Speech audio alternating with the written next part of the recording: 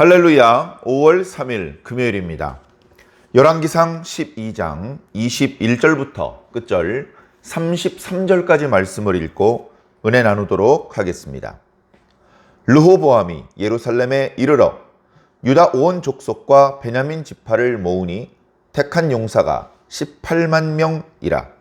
이스라엘 족속과 싸워 나라를 회복하여 솔로몬의 아들 르호보암에게 돌리려 하더니 하나님의 말씀이 하나님의 사람 스마야에게 임하여 이르시되 솔로몬의 아들 유다 왕 르호보암과 유다와 베냐민 온 족속과 또 그 남은 백성에게 말하여 이르기를 여호와의 말씀이 너희는 올라가지 말라.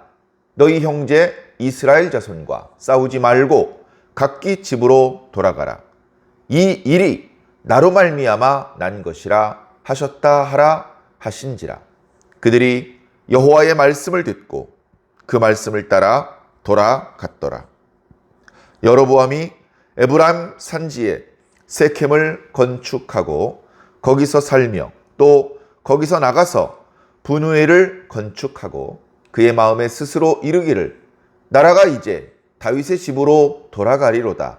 만일 이 백성이 예루살렘에 있는 여호와의 성전에 제사를 드리고자 하여 올라가면 이 백성의 마음이 유다 왕된 그들의 주 르호보암에게로 돌아가서 나를 죽이고 유다의 왕 르호보암에게로 돌아가리로다 하고 이에 계획하고 두 금송아지를 만들고 무리에게 말하기를 너희가 다시는 예루살렘에 올라갈 것이 없도다.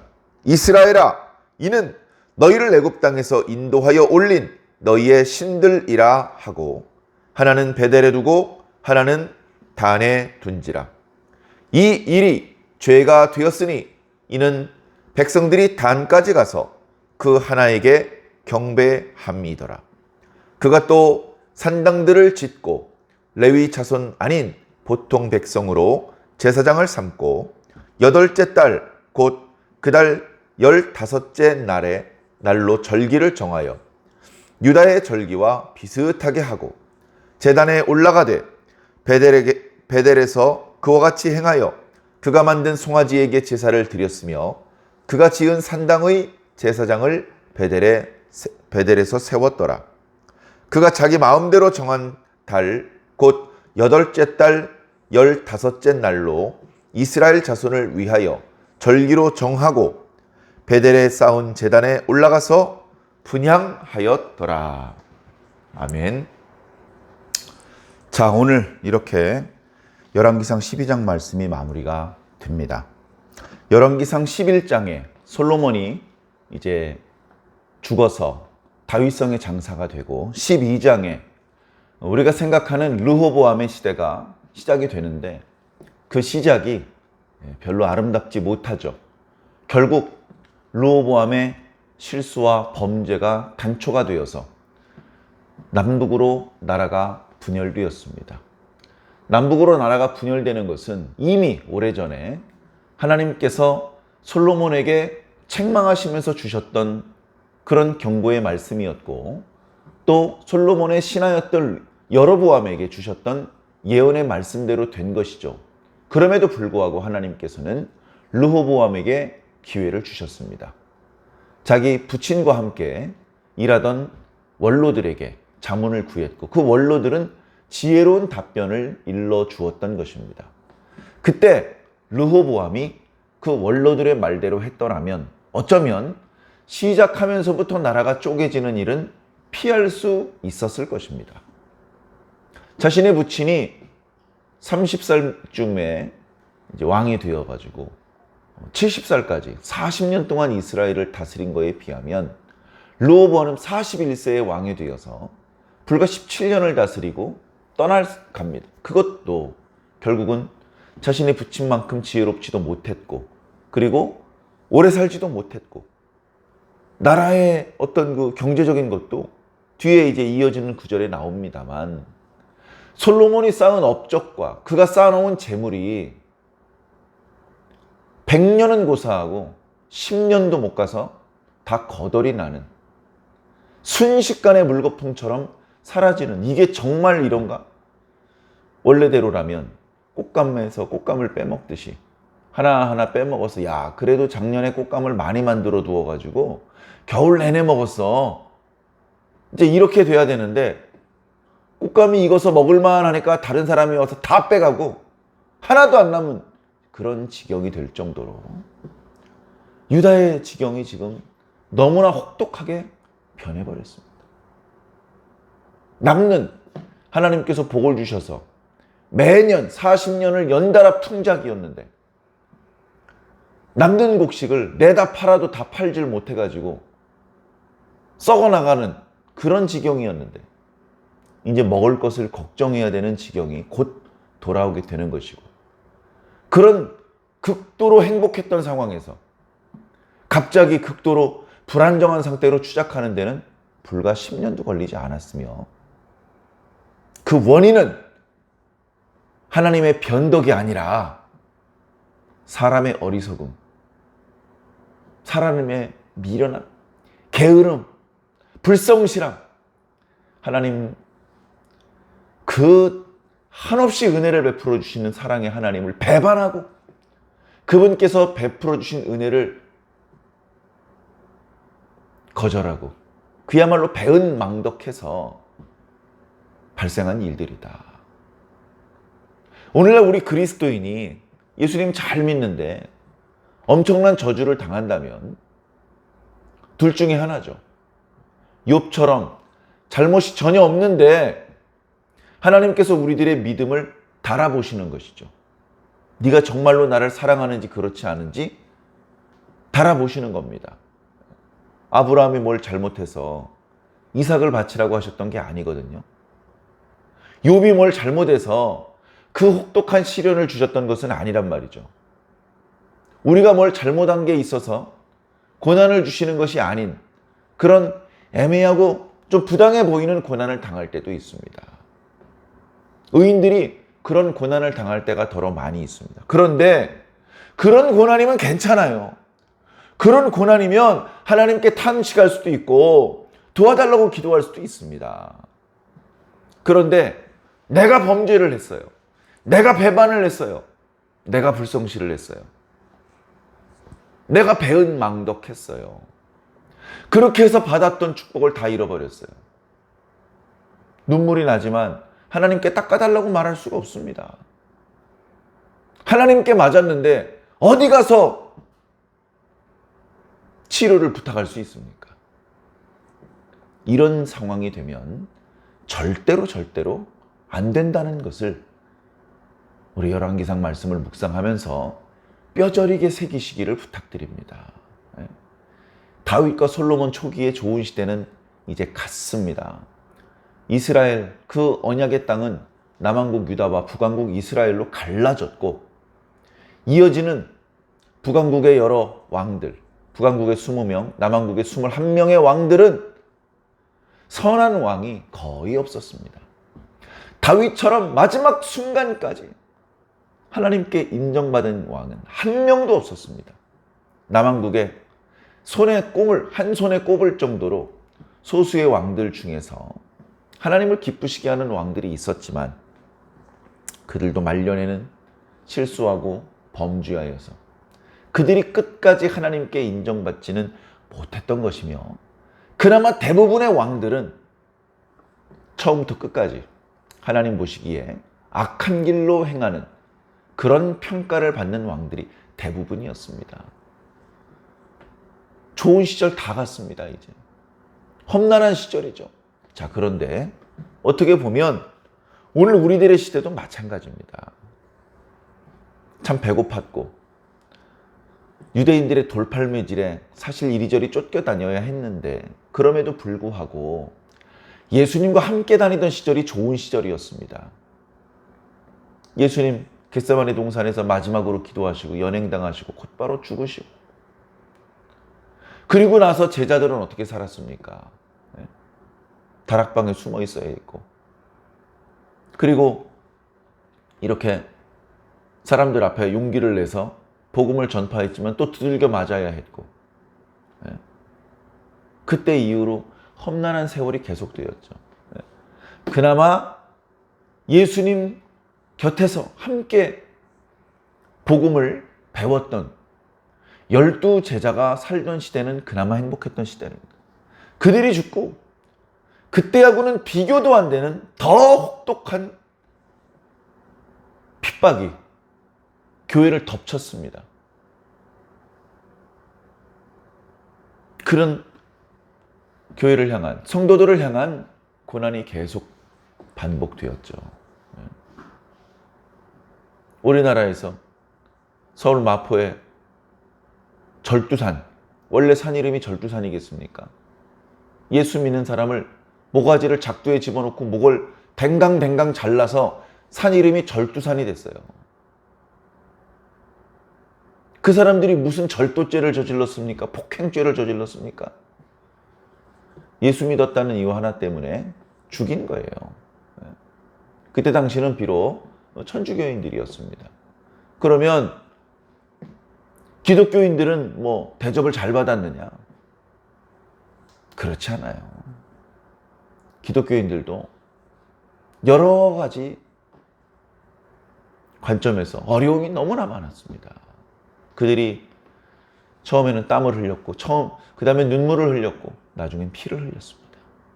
그렇게 그들이 고국에서 잘 먹고 잘 살 수 있는 대학 교수였고, 의사였는데도 불구하고 그 모든 기득권을 포기하고 조선을 선택을 했죠. 그리고 여기서 그들이 희망하는 만큼 충분히 일하지도 못하고 어떤 사람들은 너무나 빨리 죽었습니다.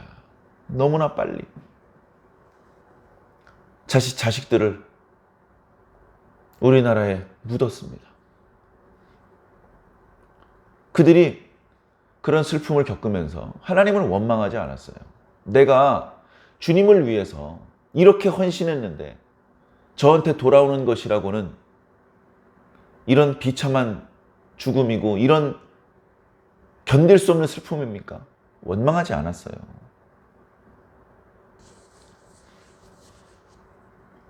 우리 그리스도인들이 이제 열왕기상 말씀 묵상을 한 과정에서 너무나 많은 교훈을 받아야 될 줄로 믿습니다. 자, 오늘 말씀에 르호보암이 세켐에서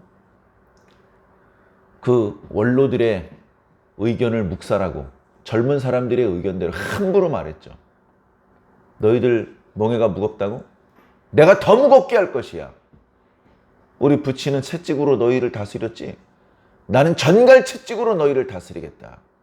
어디서 감히 그랬다가 북이스라엘 사람들이 다 떠났습니다. 야, 다윗과 우리랑 무슨 상관이냐? 이세의 아들에게서 받을 거 없다. 야, 다 집으로 가자. 그리고 야, 다윗아, 니네 가문이나 잘 다스려. 가버립니다. 어쭈 이 자식들이? 아도람, 채찍 들고 가. 아도람이 말 타고 채찍 들고 갔죠. 돌로 쳐 죽입니다. 르호보암이 보는데 돌로 쳐 죽었어요. 르호보암이 깜짝 놀라가지고 그제서야 수레를 타고 예루살렘으로 돌아옵니다. 돌아오면서 후회했을까요? 아이고, 저 원로들의 말씀대로 할 걸. 그나마 상황 판단을 정확히 하는 사람이었더라면 후회라도 해야 됩니다. 원로들의 가르친 대로 했어야 되는데 내가 실수했구나. 나한테 어리석은 조언을 해준 저 젊은 것들을 다 감옥에 가둬버려야지. 그리고 나는 하나님 앞에 속죄의 제사를 바치고 하나님께서 이제 그만해도 된다고 하실 때까지 무릎 꿇고 회개해야지. 이렇게 생각을 했더라면 정신이 그래도 아주 글러먹은 녀석은 아니죠. 그래도 희망해 보입니다. 근데 르호보암은요, 싹수가 노래요. 이게 솔로몬의 아들 맞나 싶을 정도입니다. 싹수가 노래요. 르호보암은요, 군사를 모집했습니다. 군사를. 유다와 베냐민 지파에서 군사를 모집을 해서 18만 명을 모집했습니다. 18만 명. 그래가지고는 저 북왕국이 아직 시스템이 갖추어지기 전에 돌진에 올라가가지고 저 아버지가 다스리던 영토를 다시 회복하죠. 그때 하나님께서 선지자를 보내십니다. 갑자기 어떤 선지자가 와요. 선지자가 오더니 야야야 집으로 돌아가라 이렇게 얘기를 하는 겁니다. 자, 24절 말씀이죠. 여호와의 말씀이 너희는 올라가지 말라. 너희 형제 이스라엘 자손과 싸우지 마라. 그리고 그냥 집으로 돌아가라. 이 일은 지금 남북왕국이 분열되고 갈라진 것은 르호보암이 12지파가 아니라 겨우 유다지파 한 지파하고 그리고 일부 소수 베냐민 지파만을 다스리게 된 것은 하나님께로부터 말미암은 것이다.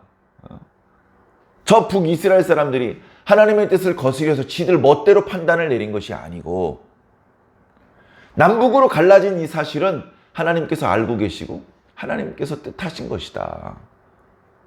이건 솔로몬과 르호보암의 죄 때문에 이렇게 된 것이다. 그러니 너희들 쓸데없이 형제들끼리 다투지 마라. 솔로몬이 잘못했고 르호보암이 범죄했는데 왜 너희 백성들이 죽어야 되는 것이냐. 그냥 집으로 돌아가라. 솔로몬은 순종하지 않았고 르호보암은 정신을 못 차리고 있는데 배우지 못했던 아무 영적인 경험도 없었던 이름도 소개되지 않았던 백성들은 순종합니다. 그 말씀대로 그대로 집으로 갑니다. 누가 하나님을 기쁘시게 합니까? 즉시 순종하는 사람이 하나님을 기쁘시게 하는 겁니다. 누가 복을 받습니까? 무조건 순종하는 사람이 하나님께 복을 받습니다. 왜 그래야 되죠? 묻지 않고 그냥 순종하는 사람, 이런 사람이 하나님을 기쁘시게 하는 거예요. 왜 그래야 되죠? 아니 왕이 공격하라고 하는데 왕의 명령을 어기면 우리가 처벌을 받을 수도 있는데 당신 정말 하나님의 선지자 맞습니까? 이럴 수도 있는데 두말하지 않고 야 집에 가자 이렇게 행동하는 사람이 복을 받는다는 겁니다. 하나님께서는 유다와 이스라엘을 갈라지게 하셨지만 그 둘이 서로 싸우는 것을 원하시는 것은 결코 아니었습니다. 그러나 이어지는 13장 말씀의 여러 구절을 보면 이스라엘과 유다 사이에 계속해서 싸움이 있습니다. 르호보암과 여로보암 사이에 계속해서 싸움이 있어요. 크고 작은 싸움들이. 하나님께서 원하시는 것이 아니죠. 하나님께서는 솔로몬의 범죄를 탓하시며 그의 가문에게 약속되었던 12지파 중에서 10지파를 찢어서 여로보암에게 준 것뿐입니다. 그러면 회개하고 자신의 잘못을 인정하고 유다지파라도 하나님의 뜻대로 잘 다스리면 되잖아요. 왜 이렇게 헬렐레하고 하나님의 뜻을 헤아리질 못하고 계속해서 연거푸 실수하는 겁니까? 자, 북이스라엘은요, 다윗 가문으로부터 떨어져 나왔어요. 그러나 북이스라엘 백성도 하나님의 백성입니다. 본인들은 그렇게 생각하지 않았는지 모릅니다. 유다 사람들 중에서 어떤 사람들은 쟤들은 이제 하나님의 백성도 아니야 라고 생각했는지도 모릅니다. 그러나 하나님께서는 그들을 당신의 백성들이라고 생각했습니다. 그래서 계속해서 북이스라엘에도 선지자들을 보내셨던 겁니다. 하나님께서는 북이스라엘의 왕이 된 여로보암이 다윗처럼 북이스라엘 백성들을 다스려 주기를 바라셨습니다. 하나님께서 여로보암에게 무엇을 원하시는지 분명하게 얘기해 주셨습니다. 네 맘대로 다스려도 되는데 그러지 말고 네가 다윗의 길로 행한다면 내가 너의 왕조를 영원하게 할 것이다. 분명히 말씀해 주셨어요. 나라는 갈라졌지만 남왕국은 남왕국대로, 북왕국은 북왕국대로 하나님의 나라로서 그렇게 다스려지기를 원하셨습니다. 제사장이 있었고 왕이 있었고 선지자가 있어서 각자의 입장에서 하나님의 뜻을 백성들에게 가르치고 하나님의 방법대로 나라를 경영하기를 바라셨던 겁니다. 그런데 남왕국 르호보암도 죽는 그날까지 한 번도 하나님을 기쁘시게 하지 못하고 북왕국 여로보암도 시작하면서부터 초장이 글러버렸어요. 초장이 글러버렸어요. 그 여로보암의 죄가 자기만 망하는 게 아니라 북이스라엘 백성들을 다 망하게 만들고 자기 이후의 모든 왕들을 망하게 만들었습니다. 그의 죄가 얼마나 큰지 견딜 수 없는 죄를 저질러버리고 맙니다. 그의 죄의 내용이 무엇인지 오늘 말씀 뒷부분에 나오기 시작을 하는데 그 결과가 얼마나 끔찍하고 참혹한지 모릅니다. 뒤에 이어지는 말씀을 통해서 이제 또 우리가 배우게 될 텐데요. 이 말씀을 우리는 반면교사 삼아야 돼요. 말씀대로 하라고 했어. 성경의 모범이라고 했어. 그대로 따라해야 되는 모범도 있고 180도 반대로 해야 되는 모범도 있는 것입니다. 그런 것을 우리는 반면교사라고 합니다. 아이고 이 사람 죄 짓더니 저주받네. 반면교사로 삼아서 우리는 반대로 하자. 우리는 반대로 해야 복을 받아. 그렇게 교훈을 지혜롭게 받으셔야 되는 것입니다. 자, 르호보암의 북이스라엘을 향한 공격은 하나님의 말씀으로 좌절되었습니다. 이제 영영 북이스라엘 땅을 회복할 길은 없습니다. 그건 하나님의 뜻이 아닙니다. 하나님의 뜻은 지금부터라도 유다 땅이라도 하나님의 뜻대로 잘 다스려라 이겁니다. 르호보암은 그보다 더 뭘 할 수 있는 게 아닙니다. 12지파를 다스리는 것보다 한 지파 다스리는 게 쉬울 것 같죠?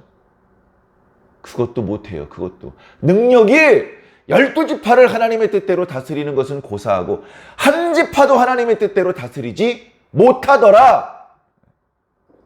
사람은 다 똑같은 사람이 아니었습니다. 겉보기는 비슷비슷하죠. 솔로몬하고 얼굴도 닮았을 것입니다. 그런데 어쩌면 생각하는 것과 말하는 것과 행동하는 것은 그렇게 다릅니까? 자기 할아버지 다윗을 닮았더라면 얼마나 좋았겠습니까? 너무나 안타깝습니다. 너무나. 이런 안타까움이 우리들의 시대에 반복돼서는 안 되겠죠. 우리들의 시대에도 그런 안타까운 모습을 종종 봅니다. 사랑하는 성도 여러분, 그 실수하는 사람을 비난하기 전에 내가 먼저 무릎 꿇어야 됩니다. 내가 먼저. 내가 남을 탓할 자격이 있는가? 나도 똑같은 죄인, 나도 똑같은 어리석은 행동을 반복하는 그런 사람은 아닌지 돌아보아야 되고 그 실수하는 지도자를 위해서 왜 기도하지 않았는지 회개해야 됩니다. 니네 지도자 실수 연발하니까 힘들지? 지도자 욕하지 마. 너 왜 그 지도자를 위해서 기도 안 했어? 그렇게 하나님께서 물어보실 때 당당할 수 있습니까? 떳떳하십니까? 그렇지 못하잖아요. 1초라도 빨리 무릎 꿇어야 됩니다. 기도해야 됩니다. 자, 남왕국은 남왕국대로 실수의 신수를 연발하고 있는데, 자, 북왕국 여로보암은 에브라임 산지에 세켐성을 건축했습니다. 세켐성에서 르호보암이 12지파의 지지를 받을 뻔했는데 실패했죠. 세켐성에 큰 성읍을 건축을 하고 거기서 살았습니다. 다시 말해서 북이스라엘의 첫 번째 도읍입니다. 도읍이 이제 디리사로 바뀌었다가 나중에 오므리 때 가서 사마리아로 결정이 됩니다. 그때부터는 계속 사마리아가 북이스라엘의 수도가 되죠. 지금은 세켐성입니다. 그리고 남왕국 유다에서 군사를 모집했었다라는 소식을 들었을 것입니다. 그래서 분우엘이라는 곳을 또 요새로 만듭니다. 분우엘은 야복강 하루, 요단강 건너편입니다. 요단강 이쪽 편과 저쪽 편 모두에 요새를 만드는 것이죠. 혹시라도 남왕국 유다가 쳐들어오려고 하면 거기에 병사들을 잘 훈련시켜두고 이렇게 배치해 두었다가 재빨리 달려나와서 남왕국 유다의 군대가 북이스라엘 땅으로 침범하지 못하게 막겠다는 것이죠. 그뿐만이 아닙니다. 26절에 보면 쓸데없는 생각을 해요. 여러분, 우리도 쓸데없는 생각에 잠깐씩 틈탈 수 있어요. 우리 머리 위로 까마귀가 날아다니는 것은 막을 수가 없어요. 까마귀가 우리 머리 위로 날아다니는 거 어떻게 막습니까? 그런데 우리 머리통 위에 둥지 트는 건 막을 수 있어요. 우리 머리통 위에 둥지를 틀어버리면 안 됩니다. 여로보암에게 쓸데없는 생각이 스쳐 지나갔는데 그 생각이 자기 머리통에 둥지를 틀도록 여로보암은 내버려뒀어요. 그래가지고 어떤 생각을 하고 있냐 하면, 야, 이러다가는 나라가 온통 다윗 집안으로 돌아갈지도 모르겠구나. 이런 쓸데없는 걱정을 합니다. 여러분, 이 걱정이 왜 쓸데없는 걱정이냐 하면 하나님께서 이미 실로 사람 아마사라는 선지자를 통해서 하나님께서 솔로몬의 나라 중에서 10지파를 찢어서 너에게 주었다. 네가 다윗의 길로 행하기만 하면 너의 왕조가 영원할 것이다. 이렇게 약속하셨단 말이에요. 그런데 무슨 이유로 북이스라엘이 남유다로 편입이 된단 말입니까? 말도 안 되는 생각이죠. 자, 그런데 여로보암이 생각한 건 이럽니다. 야, 성전이 예루살렘에 있어. 남유다 땅 한복판에 있지. 거기다가 율법에 의하면 이스라엘 남자는 1년에 3번 하나님 앞에 자기 몸을 보이라고 했어. 그러면 1년에 3번 예루살렘 성전에 방문해야 돼. 하나님께 대한 신앙이 많이 둔해지고 식어졌지만 그래도 1년에 한 번은 하나님 앞에 나아가야 돼. 예루살렘 성전. 그것은 북이스라엘 사람들의 마음을 홀딱 반하게 만들 수 있는 아름답고 화려한 성전이었습니다. 다윗이 만든 성가대가 아직 있어서 찬양이 울려 퍼졌고 제사장은 화려한 의복을 입고 있었으며 성전 마당에 놋제단과 그리고 제사장의 성전을 잠깐씩 드나들기 위해서 성전문이 열릴 때 그 안쪽에 반짝거리는 10개의 순금 금잔대와 그 내부를 온통 금으로 장식해서 그 화려하게 빛나는 광채를 한 번이라도 보았다면 그냥 우리 예루살렘에서 계속 예배 드리게 해주세요. 우리 그냥 다윗 가문의 지배를 받게 해주세요. 이렇게 할지도 몰라. 야, 이거 어떡하지? 백성들이 예루살렘으로 정기적으로 내려가서 예배를 드리는 것을 막아야 되는데 무조건 막을 수는 없어. 무슨 방법이 없을까? 그래가지고 28절에 보면 계획하고, 이 말은 뭐냐 하면 자기 주변의 참모들하고 이 문제를 두고 난상 토론을 벌였습니다. 맞습니다. 저도 그게 문제라고 생각합니다. 우리 이스라엘을 안정시키려면 예루살렘으로 가는 길을 막아야 됩니다. 그들이 예루살렘에 가려는 이유는 친척을 만나려는 것도 아니고 장사를 하려는 것도 아니고 제사를 드리려고 하는 것이니 우리 북이스라엘 땅에 제사를 드릴 수 있는 시스템을 만들어야 됩니다. 어떻게 하면 좋겠나? 금송아지를 만듭시다. 그래? 사람들이 금송아지 있는 대로 안 오면 어떡하지? 우리 북이스라엘은 남북으로 길쭉하니까 남쪽 베델에 한 군데 놓고 북쪽 단에 하나 놓읍시다. 그렇게 해서 이스라엘 땅으로 백성들이 유다 땅으로 내려가지 못하게 만듭시다. 그리고 해마다 7월 15일이 되면 수장절이라고도 하고 장막절이라고도 하고 초막절이라고도 하는 절기가 있는데 1년에 3번씩 예루살렘 성전에 안 가도 한 번은 가거든요. 그게 초막절이에요.